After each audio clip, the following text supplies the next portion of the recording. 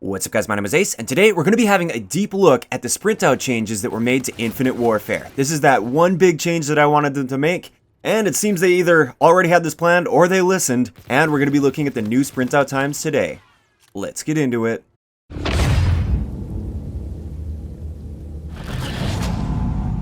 Alright guys, so just a quick recap of what Sprintout time is for those of you guys that might not know.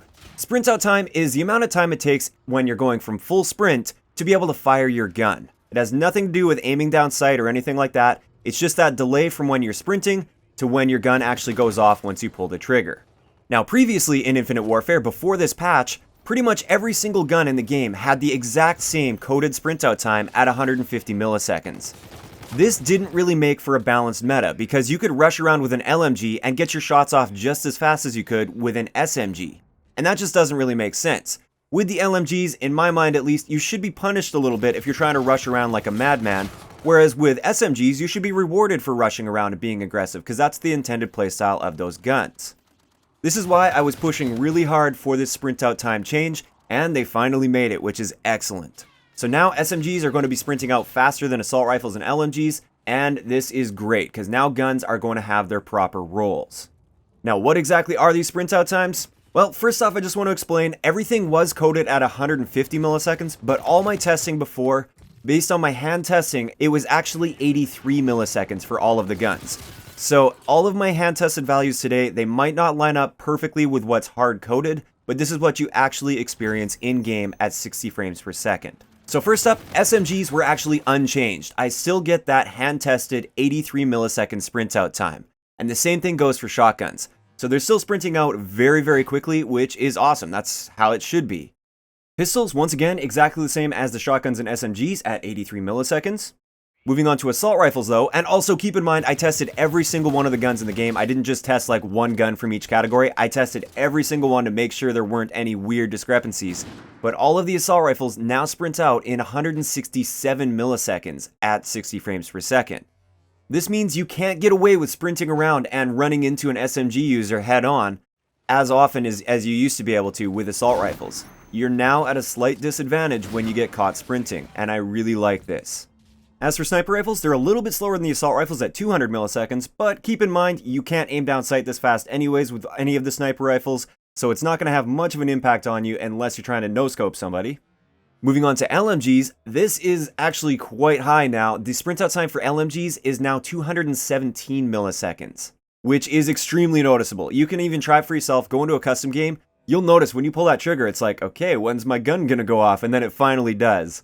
So we now have that difference in the different tiers, and this is a change I'm very, very happy with. Now, if you're still somebody that wants to be aggressive with the assault rifles and the LMGs, and you want to reduce that sprint out time, gung-ho is going to be working very, very effectively for you. Now, before, gung-ho would only change your sprint out time by like a couple frames, so using it for the express purpose of sprint out time was kind of useless because it's like a couple frames, that's not going to make a difference in most gunfights. But now gung-ho has a very significant effect on the assault rifles as well as the LMGs in game. So with the NV4 here, you see it sprints out in 167 milliseconds, like I said, that's a standard sprint out time. But when we pop gung-ho on there, it actually reduces this to 2 frames or 33 milliseconds. Your sprint out time is essentially instant when you have gung-ho on with the assault rifles. And the same thing goes with the LMGs. You got that 217 millisecond sprint out time by default, but when you have gung-ho on there, once again, it only takes you 2 frames to sprint out, or 33 milliseconds. So overall, I think this is an excellent change that was made to the game. I think I've already said that several times throughout this commentary. I'm just so happy that they made this change.